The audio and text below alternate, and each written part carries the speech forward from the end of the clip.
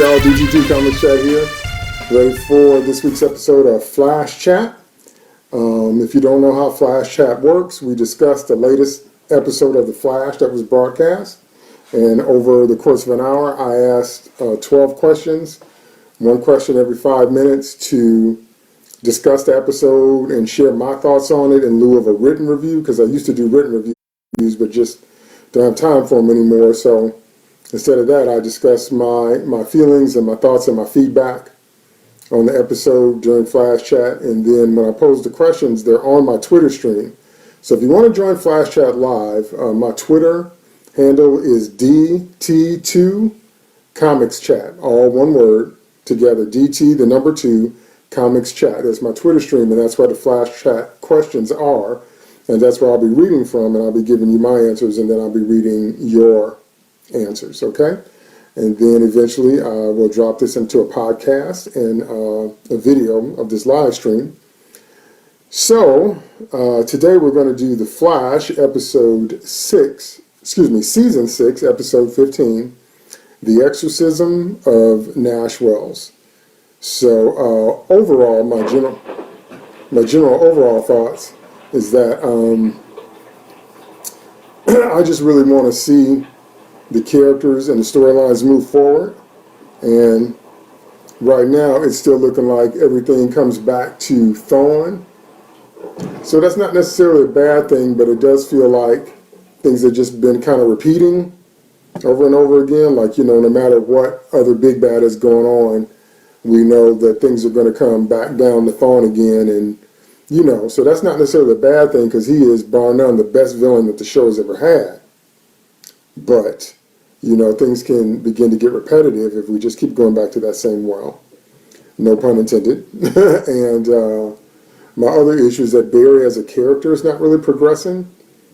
Out of all the people on the show, he's the least interesting character out of all of them. And it's his show. It's called The Flash, not, you know, Team Citizen, not whatever. Not Flash Frost, not whatever. It's called The Flash. And so he should be front and center. And his growth or his changes or whatever he's going through should kind of be the focus. That should be the underlying storyline, is what is our main protagonist doing? And that is not what's happening, which is a shame. So, but anyway, so let's jump into these Flash Chat questions, and I will give my feedback per question, and then I will read your answers. Okay, question number 1. So now we're supposed to believe that Cecile can't tell that 2 people are mirror spies. And for those of you that can't see it, I've got a picture of Iris and Camilla.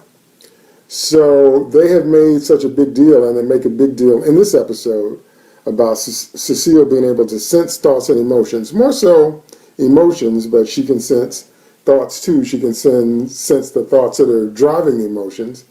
And in this episode, that power is brought to bear because she's used as a Thawne detector. She's used as a way for Cisco to tell when Thawne is in ascendance, if you will, when Thawne is rising inside of Nash's body, and when Nash is there. So if she's super sensitive like that, she's got it going on like that, and all this different kind of stuff is happening, why can't she tell? Because remember, we saw what Iris was through Camilla, the real Camilla's camera last week, and we saw that Iris looks like Iris on the outside, but on the inside she's actually made of mirror universe materials. And you know, she's got plans. She's working for Eva. She's working for the lady in the mirror. And now, because you know she has a tagline, "Success is assured," and now Camilla has been switched, and so now her duplicate is out here with duplicate Iris in the real world, and Camilla's stuck in the mirror world with real Iris. So I'm saying this stuff ought to be screaming at Cecile. I don't understand how Miss, you know, the Deanna Troy of is not picking up what's going on with these mirror dupes. That's all I'm saying. Okay? So let me read your answers to that question. Okay. Polly says, Michelle, age 10, that's her daughter, really, Camilla is so nice, there's no way Cisco wouldn't know by now this version of her isn't real. Barry should have known, but he thinks of him and his Speed Force first, or his super friends. It just says SF, I'm not sure. Chris Colford fan says, I'm not sure why she can't tell. Polly says, again, I guess that's what they want us to believe. I was excited for the mirror round. No, I'm not really. That's interesting. And is that Mladen or Mladen? Coolidge. Coolidge Mladen says, yes, because of lazy writing. Ouch. And yeah, it just doesn't make any sense to put, it's what I call, convenient powers. And there's nothing that would get on your nerves like convenient powers when they make a big deal about any character being able to do what they do. Because this has really been the issue with the Flash. The Flash as a character is overpowered. The Flash is not like Marvel's Quicksilver. Marvel's Quicksilver has much more real-world consequences to his speed. He has an upper limit to his speed, and he sees everything in speed time, so he's very impatient. And there's a lot of things that Pietro has to deal with, which is why his temper and his attitude is so bad. Because he feels like the world is moving in total time and molasses around him. So they've really done a good job of anchoring Pietro in the real world so that when he uses his speed and just being a speedster there causes him some issues, and his speed is not unlimited. He's not as fast as light. I think Pietro's maximum speed is like he's as fast as sound. But he certainly can't, go back in time, and he can't race around the Earth in 1.2 seconds like Wally West can now do, that kind of thing, or be in two places at once. Pietro can't do any of that because he's not that fast. The Flash, however, all the Flashes, all the speedsters, are just way overpowered, and so what they've done on the show is basically nerf Barry as much as they could to make the stories work, because Barry's been knocked down so many times by things that he should have just avoided or knocked out of the way, because they're moving in slow motion. But anyway, so that's what we call, those convenient powers where, you're only powered as much and as often as the plot needs you to be, which is ridiculous. Okay? So, yeah, so they, ought to do better than that. So let's move on to question 2. Question 2 is, Caitlin said to Barry, there's a residual amount of speed in your DNA. My question is, does Barry's body store speed or download it from the Speed Force? And that's really, really important. That's a distinction because, so do the speedsters, do they mainline the Speed Force? Is it something like they tap into and they draw their speed from the Speed Force into their bodies? Or are their cells already supercharged by the Speed Force, which is why they can access their speed at any time? Because remember, we saw, I think it was last season, sometime in the last 2 years, that Jay Garrick was slowing down because of age. And I posed the question, why would speedsters slow down because of age if their speed is never age-related?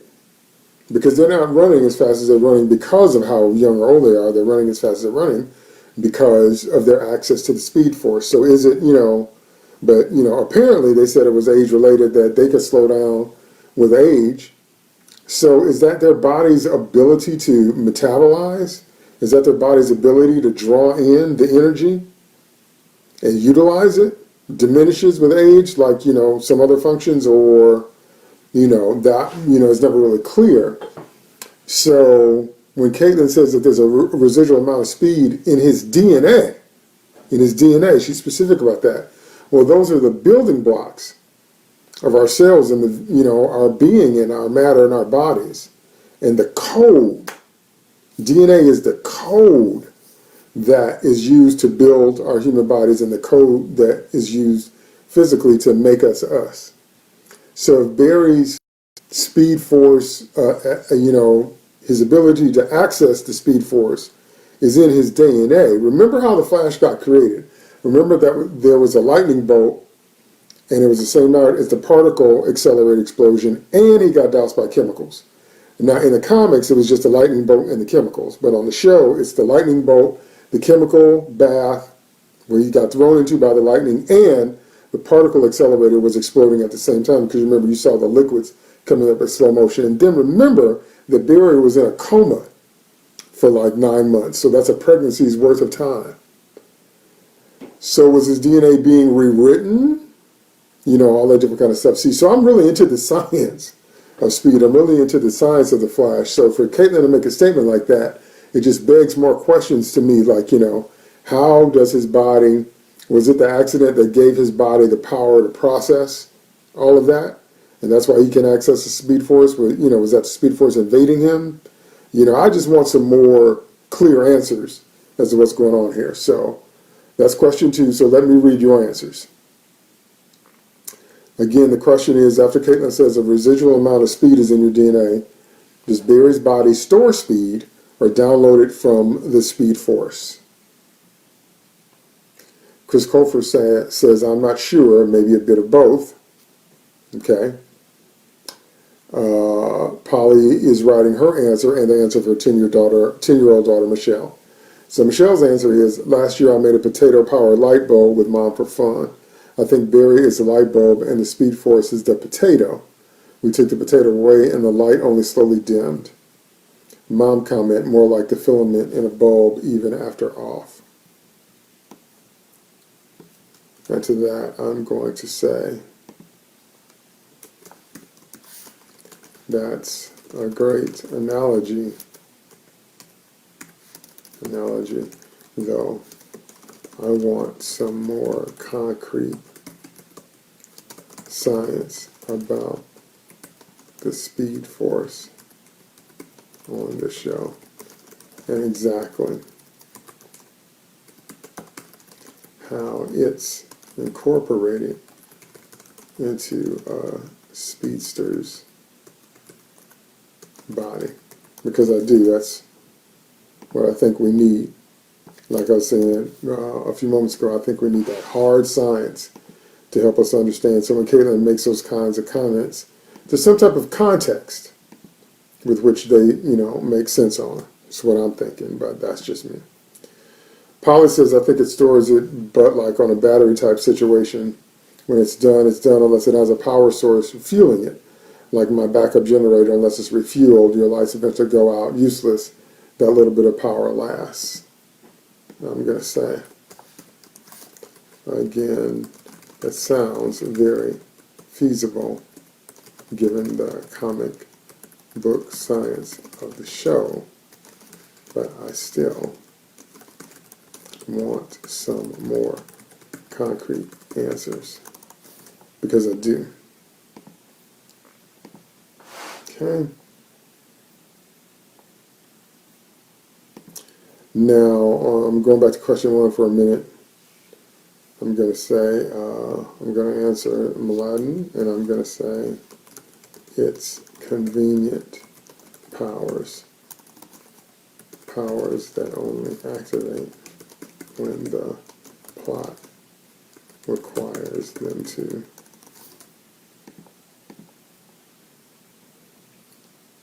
And I'm going to say to Polly, the mirror realm now seems less mysterious and more just about one woman's vendetta. It's kind of the way I felt when we first meet the Boar Queen. Because that is how I felt when we first met the Boar Queen. I couldn't believe that this race of cyborgs that were relentless, they were like ants, they were like roaches, they just kept coming and kept coming and kept coming, and there wasn't really anything you could do to stop the Borg when we first meet them.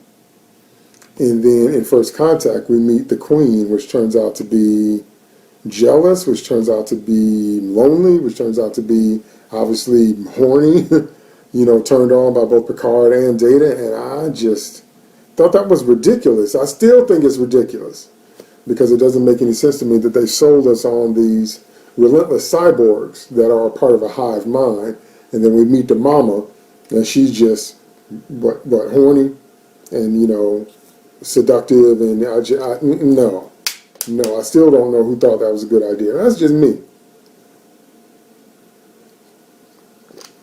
I just didn't understand the connection between the Borg Queen's personality and what we've seen of the Borg, if they're all listening to her mind. Do you see what I mean by that? And so here, what I'm trying to say is that I want some more of that hard science when it comes to Barry or all of the speedsters and the Speed Force, because we've gotten so much information, but how is it connected? You know, and now Barry's working on creating his own Speed Force, which still just seems kind of, I don't know what the word is I want for that. I know Thawne created the negative Speed Force, but how? How? How did it take an accident of a lightning blast and a chemical bath and the particle accelerator explosion, combination of those three events going off for Barry to tap into the Speed Force, and somehow Thawne is able to replicate something like those events or something along those lines to create a negative Speed Force? And is he the only one that could do it? Just so many questions.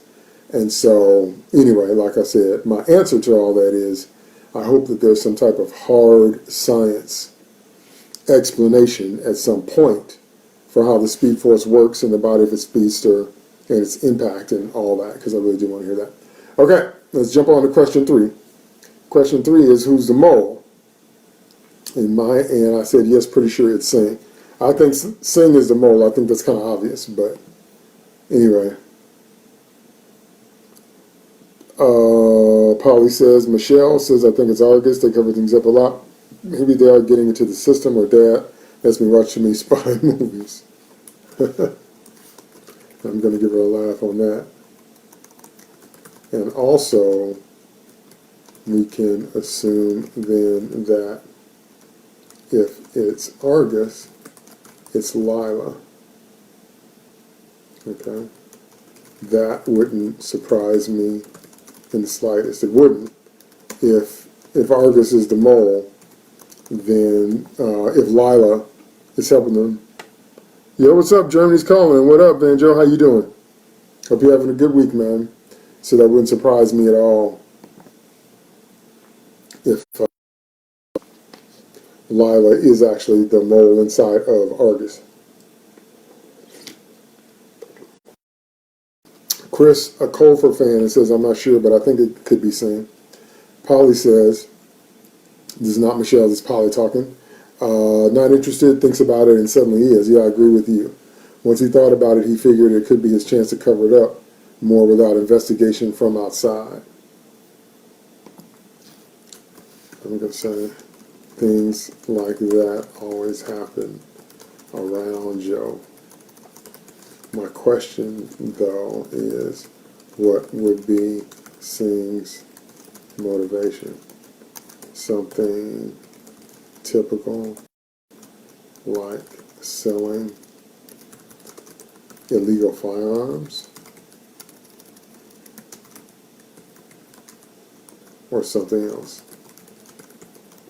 You know, because, remember whatever season that was, we had the Thinker. Remember that what the Thinker did was he was gathering powers because he wanted a body that possessed all the powers of the heroes that he absorbed. Do you remember that? So if Argus is doing that, then they're probably selling metahuman DNA. So, Vanjo, what am I writing? I'm talking to the people on Twitter, and I'm writing answers on Twitter. So I'm not just broadcasting live, I'm also tweeting. So you can check out my Twitter stream. It's DT2 Comics Chat, and you can see the answers that I'm writing.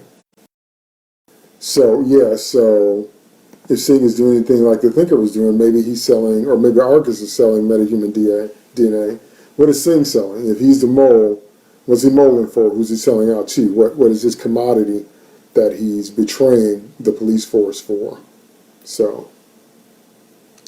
So we'll have to see how that plays out.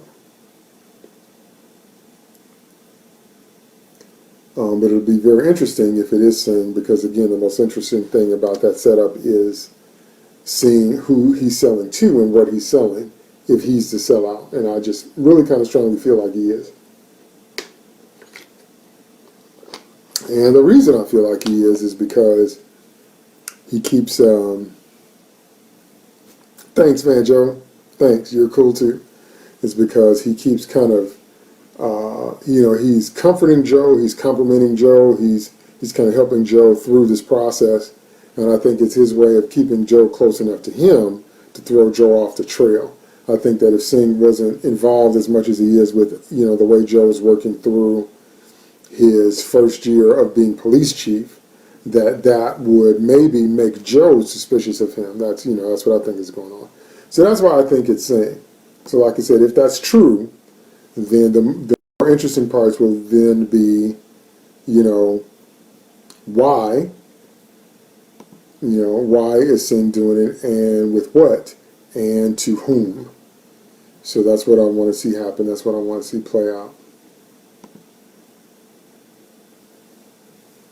So, okay. So let's move on to question 4. A lot of questions. I want to get them all in. Okay. Here comes question 4. Yeah, it's not really a question. It's more of a statement. I say, yep, I feel like Team Flash deserves whatever they get because Thawne fools them every time. Okay, Thawne fools them every time, and he does. There's a scene in Avengers, the first Avengers, where Loki has an astral projection in the cage that Nick Fury put him in, and Thor, of course, charges it. So then when Thor charges it, Loki disappears and starts laughing at his brother, and he says, "Are you ever not going to fall for that?" That's the way I feel about this right here. Because every time Thawne shows up, he does the same thing. He hides, because remember, he always uses Harrison Wells' face now, which is cool, because Kavanaugh playing Thawne is the most awesome villain we've seen. But now he's hiding in the body of Nash Wells, and now he's playing games with his psyche, who's in control, and that kind of thing. And I'm like, how many times, because if Nash was begging me to let him out, I would never let him out. And if I was going to let him out, the thing to do, because Team Flash is a team of engineers and scientists and a forensic police officer, they still don't know nothing. The thing to do would be to sedate him. The thing to do would be to knock him out, be sure he's good knocked out, make sure he's got enough tranquilizer in him to, put down a rhino, because if he gets a hold of that speedster metabolism, and secure him, you find a way to secure a speedster if you want to question him, or if, more importantly, you want to examine his brainwaves. So that's kind of what they did, but they did it, after Thawne had already fooled them and gotten out and all that. And I'm like, y'all don't learn nothing. How many seasons are we in? We're in 6 seasons of The Flash, and you haven't learned that yet. Remember in season 2 when Barry had Zoom captured, and then Barry started posturing and getting all cocky and doing a whole bunch of stuff, and everybody was like, dude, knock him out. Secure him. Then you strut if you want to, but you don't leave a speedster conscious and unsecured. And I'm like, have y'all learned anything? So anyway, so that's my thoughts. Let me hear what you guys have to say. Chris Cofer fan says, good point. Polly says to Michelle, in the cartoons I watch, Reverse Flash is always after Barry, even in the Lego one. I like it. It's like a game you have to think hard about, but the AI always outsmarts you no matter how you play.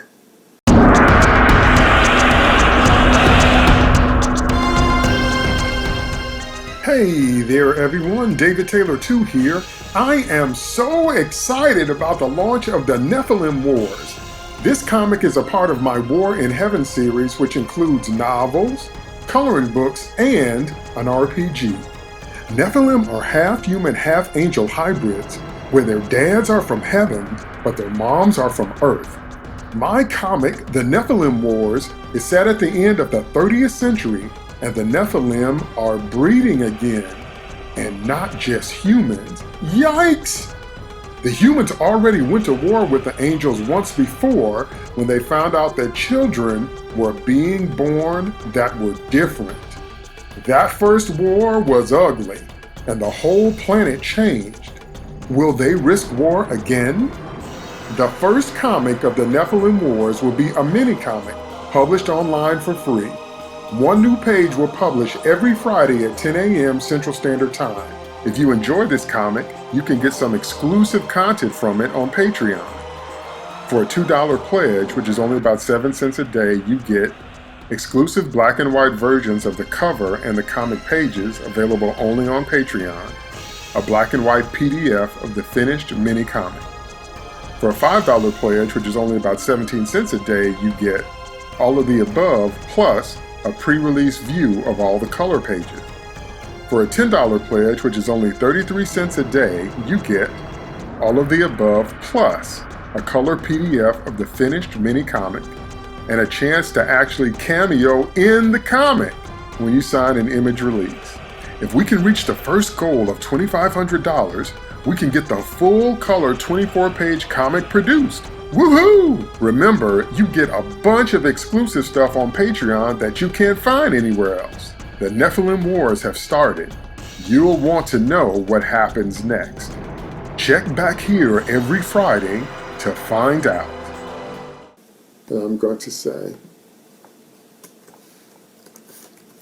that's really well said, but gamers do eventually learn how to outthink the AI. That's how we beat video games. I think Barry is smart enough, especially with Gideon's help, to not always be 10 steps behind Thawne. Because Barry is always 10 steps behind Thawne. He's always 10 steps behind Thawne. Always. And I'm like, are you just going to stay stuck on stupid? Anyway, excuse me, not Michelle, that's Polly's daughter. Polly herself says, me too, it's a little old, but at least he's a thorn in everyone's side. Okay, sorry you read that. That's a little pun, thorn in your side, thorn in your side. Like in the comics, he's Barry's plague that doesn't go away, and I would rather see this than 100 other speedsters doing the same thing. And to that I'm going to say, yes, he's getting kind of redundant in terms of his plan and appearances, but he's still the best thing on this show. Like the top as a speedster. Awful. So, for those of you that don't know, The Flash has probably the second or third best rogues gallery in comics. Best rogues gallery in comics is Batman. Okay, because his villains are so iconic, they've taken on iconic status themselves, and they kind of have their own thing, the villains of the Bat. So the second most iconic rogues gallery is probably a tie between The Flash and Spider-Man, although Spider-Man might have the edge. But Flash is definitely top 3, let's put it that way. And so some of the incarnations that they've had of his rogues gallery on the show have just been head-scratching, and one of them was the top. We saw the first Mirror Master, and then we saw the top, and the top was, she was more like Vertigo. She wasn't spinning, she was more like causing vertigo or whatever. And so, I know they're trying to do it, differently from the comics. I know everything is not supposed to be a carbon copy, but it's not supposed to be lame. Okay? Okay, so let's move on to question 5. Always so many questions. Okay? Question 5. This was the clearest indicator that Thawne is to Barry as Joker is to Batman. On the show, do you think Barry will ever finally defeat him? And should Barry have killed him when he had the chance? Should Barry have killed Thawne? Now that's the question that every superhero has to deal with. Particularly DC heroes, it doesn't seem to be as big of a moral quandary with Marvel heroes, and I could be wrong, but it doesn't seem to be, that, they have as many stories or as many situations that revolve around whether or not the hero should be killing. But Superman, should he kill Zod? He sent Zod to the Phantom Zone, and in the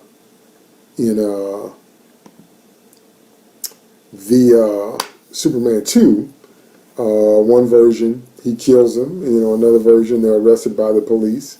Should Superman kill Luthor? Whenever Superman does kill Luthor, he becomes Justice Lord Superman, or Injustice Gods Among Us Superman, because, well, in Justice, actually, the Joker had Superman kill Lois because the Joker made Lois look like Doomsday, and Lois was also pregnant, so Superman took her into outer space and beat her to death. And then once he beat her to death, the illusion came off, and Superman realized he had killed Lois because of the Joker. And Superman lost it and came back to Earth and put his hand through the Joker's heart. And then he became Injustice Gods Among Us Superman. So I love that whole series. You definitely ought to check it out. It's definitely worth reading. And then Justice Lord Superman killed Luthor because Luthor killed Flash in their world. And Superman got tired of holding back, and he killed him, and he became Justice Lord Superman. So that's always the question, and always, always Batman with the Joker. Should have killed him by now. So that's always the question with DC heroes. So we are at that point with this episode is, should Barry kill Thawne or not? Because as long as Thawne is alive, he's not only going to torment Barry, but he's also said he's going to kill every member of Barry's family and every member of Team Flash. So Thawne has introduced the threat of death. So is Barry justified with a preemptive strike? And the question Batman always asks is, if I kill the Joker, where does it stop?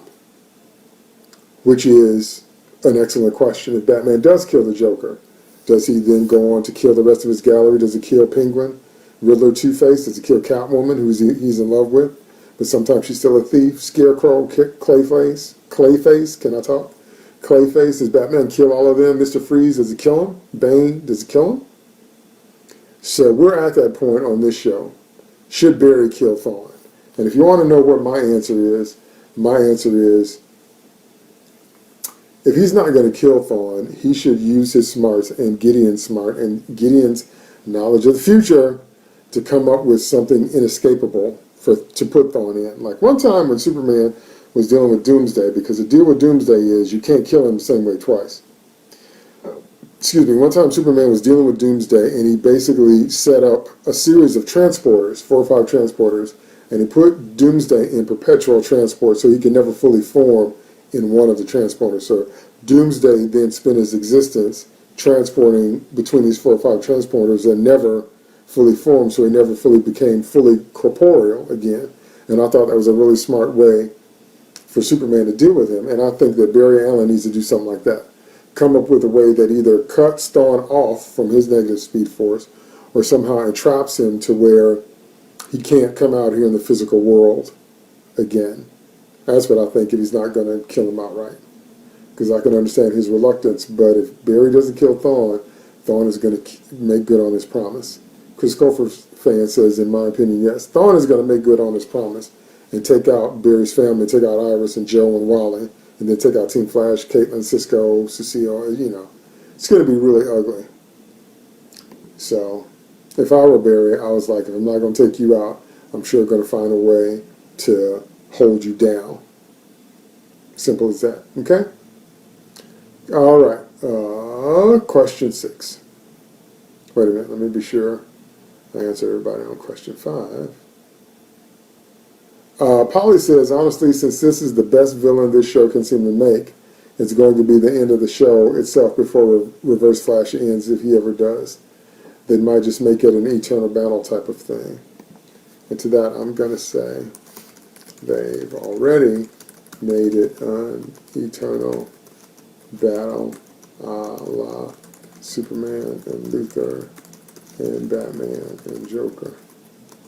We're to the point where Barry is going to have to make a decision about letting Thawne live or not, which is so true. Barry is going to have to make that decision very, very soon, because we're at that point. There's just no way around it. Seriously, no way around it. Okay? All right. Question 6. Question 6. I really, really felt that the last thing Cisco and Caitlin should have been doing is judging Barry. Agree or disagree? So what I mean by that is, after Barry held Thawne down, Barry did the speed hand, the vibrating hand. Okay, and he got the hand going. He's about to stick that vibrating hand through Thawne's heart and kill him. But Cisco hit Thawne with a sedative and knocked him out. But then Cisco and Caitlin kind of stood there with their mouths open because they couldn't believe what Barry was about to do. So Caitlin got really judgy and said, you can't be in this room while we examine his brainwaves because, you've spent up a lot of speed and you're a threat to him. And if he gets underneath your skin, you might cause more damage. And Caitlin was like, you really need to leave. So she really kind of took a hard line against her friend. Now we know that Barry and Caitlin have a history of putting each other in check. Caitlin even said it one time, that they're the ones that put each other in check when they're out of line. So if anybody was going to say that, literally Caitlin was the only one that could have pulled that off. But I still feel like, in spite of all that, I still feel like Caitlin and Cisco were both kind of judgy. So Caitlin was like, Nash needs our help. So she was basically saying that Barry shouldn't have been so eager to kill Thawne that he was willing to sacrifice Nash in the process. And I do understand that. But what is Caitlin going to have to say if Thawne comes all the way back and gets access to his speed and just takes everybody out? What's she going to say then? You know what I mean? So anyway, I just felt they were just a little too judgy. And I could be wrong, but it was just my feeling. I was like, I don't know if that's what Barry needs right now. I probably would have approached it differently if I was Caitlin, and I would have said something like, I need you to leave because I understand, about your desire for vengeance, and I understand all that, but we've got to try to save Nash first. I would have said something like that. So maybe that softens it a little bit. Maybe it doesn't. So Chris Colfer fan says, I agree with this, that they were too judging. Polly says, I agree that they had no right, out of control too. Her daughter Michelle says it wasn't in character and wasn't nice. And I'm going to say, yeah, it felt just a little too over the judging line. How did Cisco feel when Gypsy was killed? Or what did Frost do against her dad? So how in the world are they judging Barry for how he feels about Thawne? Okay? And I'm also going to say, this is my biggest pet peeve with the Joker. How many more people does he have to kill before a permanent solution to his menace is found? How many more people, how many more children does the Joker have to kill before they figure out that he's irredeemable? Okay? Okay, Ashley says, I don't think either of them were judging him. At the end of the day, they didn't want Barry to essentially lower himself to the likes of the man he hates by killing. They didn't want him to use up his speed and hurt himself. Sounds like good friends to me. You need people around you to keep you in check and to remind you of who you are and what you stand for when things get messy and emotions run high. And I'm going to say I agree with that. I said it on the live stream.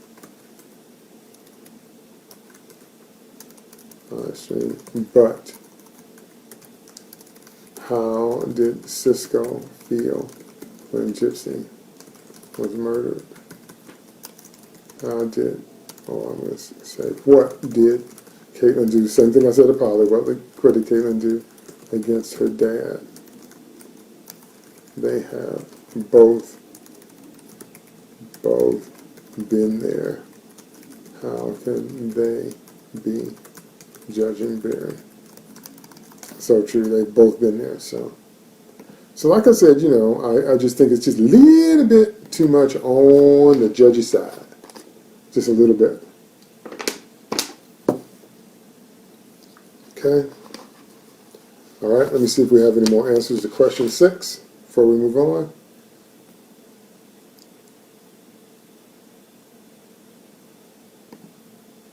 Okay. All right, let's move on to question 7.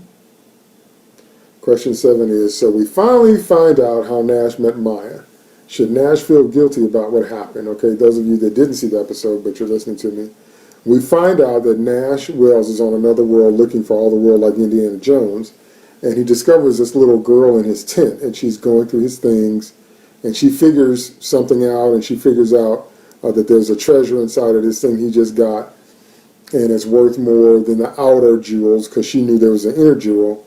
And so that's kind of the beginning of their bond. And then he gives her his hat, and so she's walking around, looking like little Indiana Jonesette. And then she says she doesn't have any parents, and so he ends up kind of adopting her and taking her underneath his wing and basically teaching her how to do what he does, and teaching her how to be, a treasure hunter and to be rather mercenary, which is the way Nash is. And so he transfers all that through his teaching to his adoptive daughter. And then we see at the end that she's on some kind of dig, and they're somewhere getting something that she has to reach in the mountain for, and she loses her grip on the rope and plunges to her death. Because Nash was pushing her, go for it, the prize is all that matters, go for it, go for it. So she had that in her head that, whatever I have to do to get this thing, I'm going to do it. And she ended up losing her life, basically because of Nash's teaching. So I'm asking, since we now see what their backstory is, and so since we now see what their backstory is, should Nash feel guilty about that? And what you say is, Chris Colfer fan says, to be honest, I'm not sure, maybe a little. Polly says, yes and no. As a parent, anything that happens to my kids I feel bad about. That I should have moment. I see where he's coming from, but if he saw her as an equal partner, not adopted dad, then no. She was doing what she would have done with or without him. Then Polly again says, I don't know. It seemed like it was her choice and it was an accident. Plus, did she need to take off her belt just to pull harder? Didn't look like that was what was stopping her. And I'm going to say the vibe between them feels strongly like father and daughter. That's why he keeps stumbling around Allegra. I don't think it's just a partner thing. I think he really loved her like she was his child.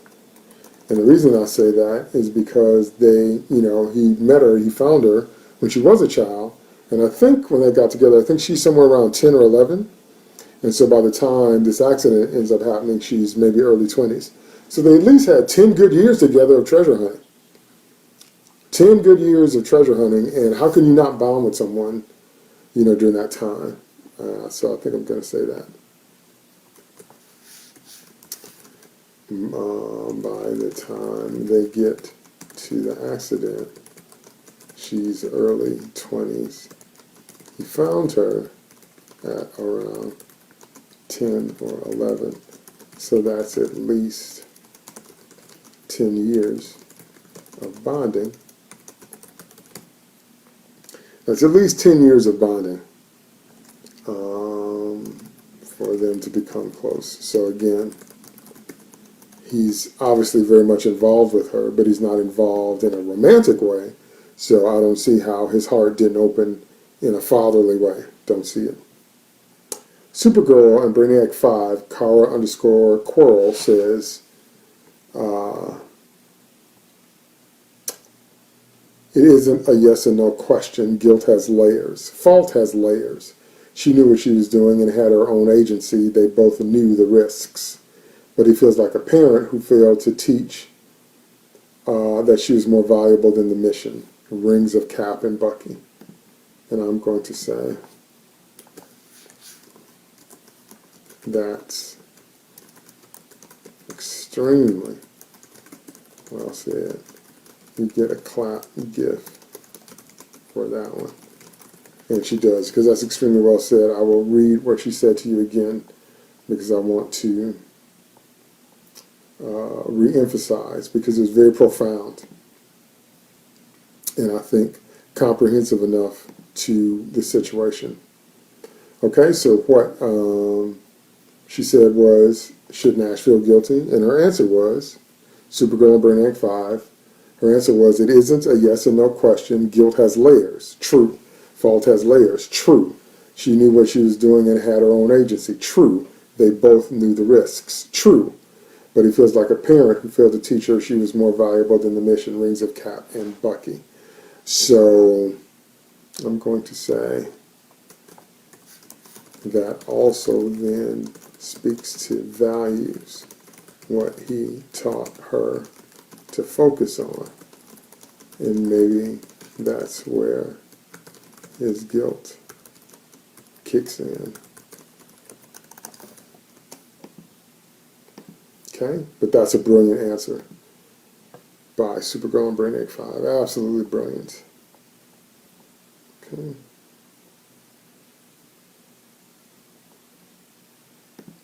Okay, so yeah, so let's move on to question 8. We're running out of time. Always so many questions, so little time. Okay, question 8 is, Frost did not have it handled. Sunshine should have been named Prism. Okay, when I see this character and when I see what she's doing, turning invisible in sunlight, and she also has that teleportation, I believe it was teleportation, but she definitely had invisibility in direct sunlight. And so she had those powers, and she could blind people. So Frost told Barry to stay put, doctor's orders, and she let her Frost eyes flash. And, you know, but, you know, we all knew. So the rest of my question is, and how many of us knew that Barry was going to take that Velocity X?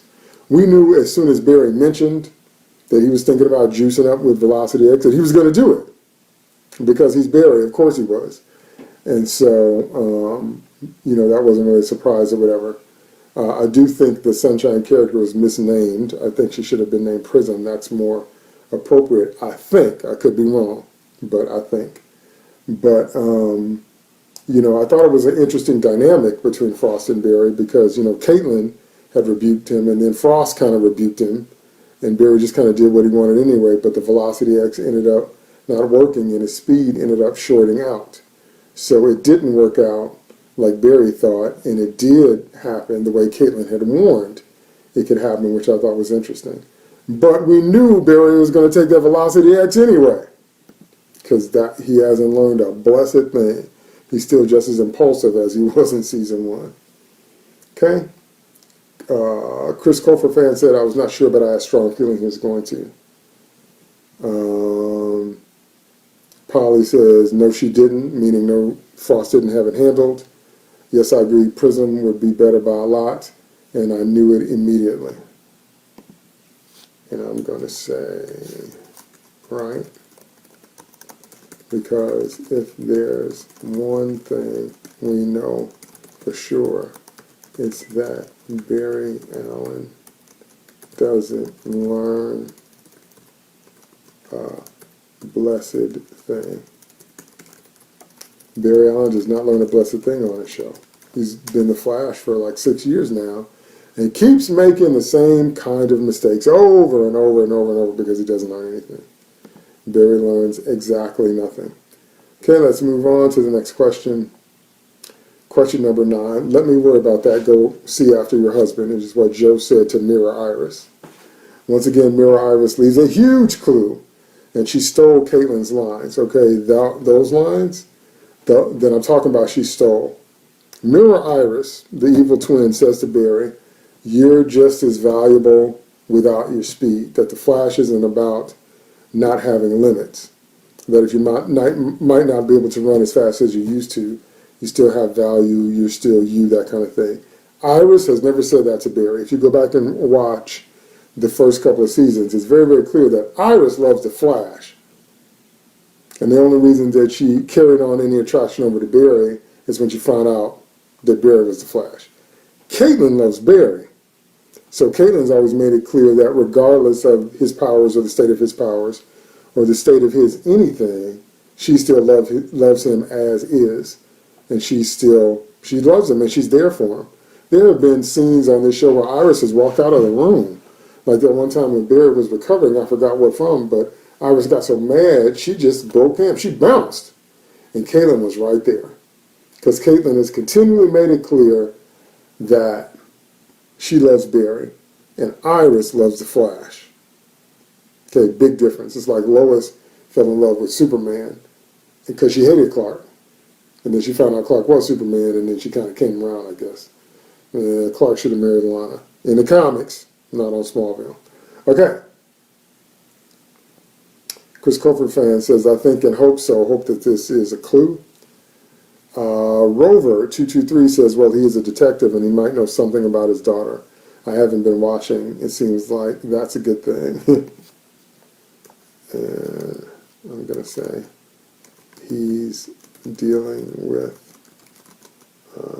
a mirror twin, evil version of Iris.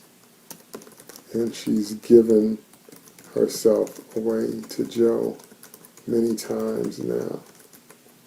So yes, as a detective, he should be detecting the change in Iris. Because he should, by now. Okay? Polly says, I think Joe is taking what Raleigh said to heart 100%. Michelle says, Joe knows Dad knows things and I don't know how. Joe's seen it and Kid Flash told him. And I'm going to laugh at that. I'm going to say, Michelle is too funny. I'll tell her how dads know.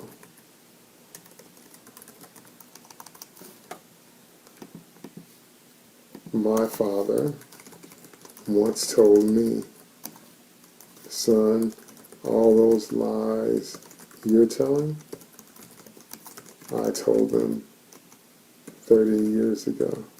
My father did say that to me, and it's so true. Because my father, I could never fool my dad. Anything I said to my dad, if I wasn't 100% on the up and up, he would just bust me so badly. He would just put me on blast so badly. So, that's how dads know, okay? Because if you're dealing with your son, you used to be him.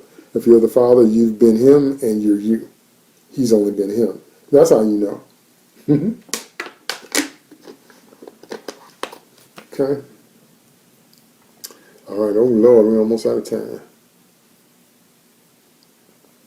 Okay, question number 10. How exactly did all the Wells converge on Nash? And how did Thawne do it when he's not a Wells? That collapsing Earth theory was lame because it didn't happen to anyone else in Crisis.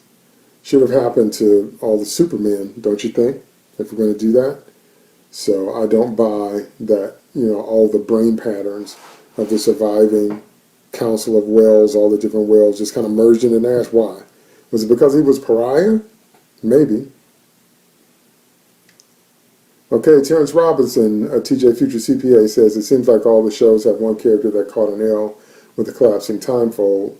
Crisis issue, Alice on Batman, and Brainiac 5 on Supergirl FlashChat. Okay. So at least one person from each show inherited all their doppelgangers' thoughts, energy, brain wave patterns. Because I don't watch Legends of Tomorrow and Arrow is gone, and I don't watch Batwoman. Okay? Alright, Michelle, I thought it was because Thawne tried to be Wells so much he can't do anything but be a Wells, so he has now energy and needs a body, and Wells is his outlet like ghosts that go to open people or connected ones. Polly says she makes my answer look bad. Polly says, I thought he might have hidden in his negative speed force outside of time, but still to say it's folding in on itself is pretty lame. I'm going to say I thought that too, but this episode shows he is disconnected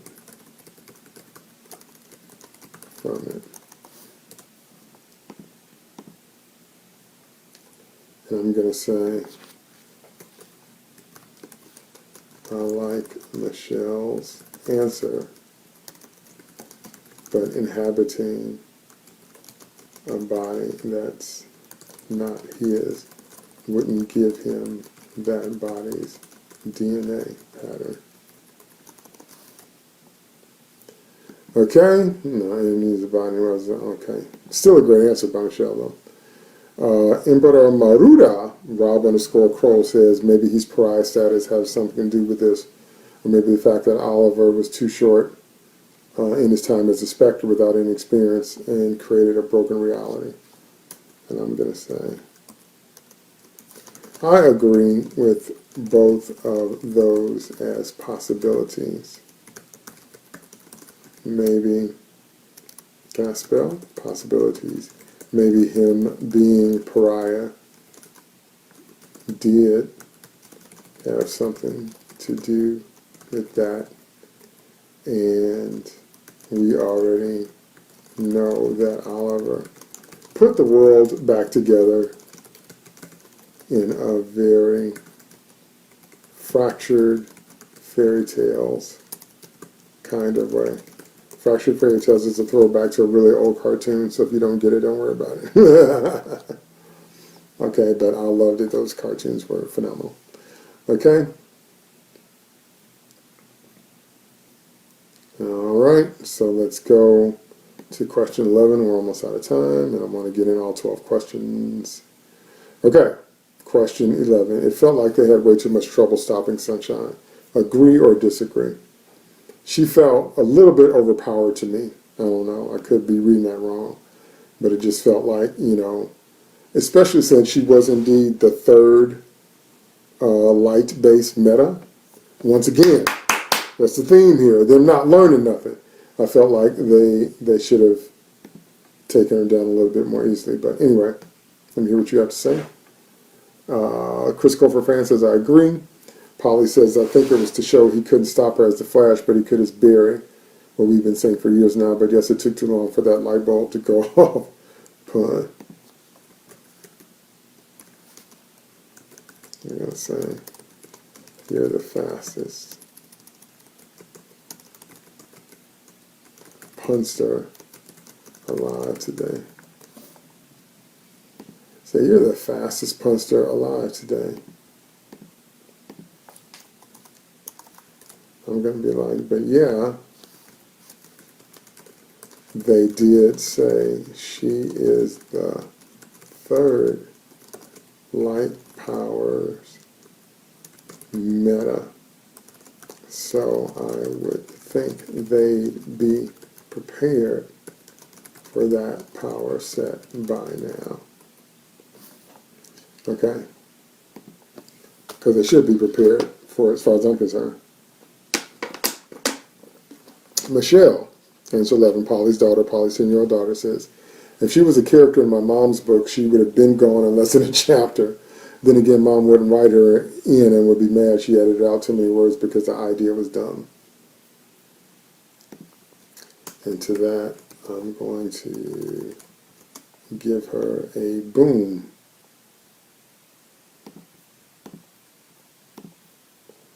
Because the idea maybe is a little bit dumb.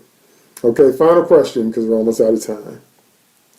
Final question. What's going to be the final tip-off for Team Flash to scope out fake Iris here? Okay, so I think that Joe has the best handle on it now. Joe's the one that's most aware, although Wally could tell that Iris was a little bit different, but Wally left the same episode he came. But Joe has the biggest handle. Remember, they're ignoring Cecile, which doesn't make any sense unless we get an explanation that, you know, the mirror clones can somehow mask their thoughts and emotions. But remember that Iris snapped on Joe a couple episodes ago, so again, I don't see how they're masking their emotions. So I think Joe has the best handle on something not being right, but Barry has no clue. Barry has no clue that that isn't his wife, and she's not paying attention to what's going on in him. In the episodes now, if you notice, they're not even in the same space. Iris is off doing, you know, evil mirror Iris is off doing the bidding of Eva McCulloch in the mirror, along with now a mirror Camilla, and Barry's off with Cisco and Caitlin having his own adventures. And like I said last Flash Chat, Barry doesn't include her. Barry doesn't even need her. Barry doesn't even mention her. And I think that once again, he's going through something as major as trying to create his own Speed Force. Yet Iris is not a part of that mix because she's not the one. It should have been Caitlin. And no, I'm not going to get off of Snowberry as long as I watch this show. How about that? Chris Kofer fan says, I'm not sure what it's going to take, to be honest. Ashley says, at this rate, when real Iris shows up being like, hi, do you know where fake me is? And to that I'm going to say, because Iris is not the one. She has never been. And yes, I will never let go of Snowberry because it's the right one. Which is true. Barry should have been with Caitlin. Who knows Barry? Who can put Barry in check? Who knows what he's thinking or how he's reacting? Who can be his moral compass? Who can be his doctor, both on the natural side and the meta side? Who can be his partner out there? That's always Caitlin and Frost. How can you answer that question any other way? So it ain't Iris, and this show just keeps. I read something, at the beginning of this season, they were talking about how this season, by the end of this season, Bear and Iris was going to be closer than ever, and this season was going to prove how they're tight and they're soulmates and they're blah, blah, blah, blah, blah. And like once again, it has proved the opposite. It has proved that Barry can't even tell when that isn't his wife. And when Barry's making a major decision, like creating his own speed force to be sure he can continue to generate his speed, Iris is nowhere in the mix. And on that note, it's 2 o'clock, so that's it for Flash Chat this week. Thank you so much for joining in. Thank you to those of you that are listening to the podcast. Thanks to those of you that are watching this live stream video on YouTube. Please like, subscribe, and share. Thanks to those of you that participated on the chat on my Twitter timeline. Thanks to those of you that are watching me Facebook Live. Van Joe from Germany. Thank you, man. Thank you for your support. I really appreciate it. Okay? So, now, as you may or may not know, they have halted all production for The Flash because of the beer bug. Won't call it what it is because I think you get flagged on YouTube for that. But you know what I'm talking about, the thing that has gripped the world and shut the world down. It shut so many productions down, and The Flash is one of them. So there's no new episode tonight, and we don't know when The Flash is coming back. So this is the last Flash Chat for now, and we'll be back whenever The Flash comes back. Okay? Thanks again so much, and I'll see you when I see you, whenever that is. Like, subscribe, share, and ring the bell, and enjoy.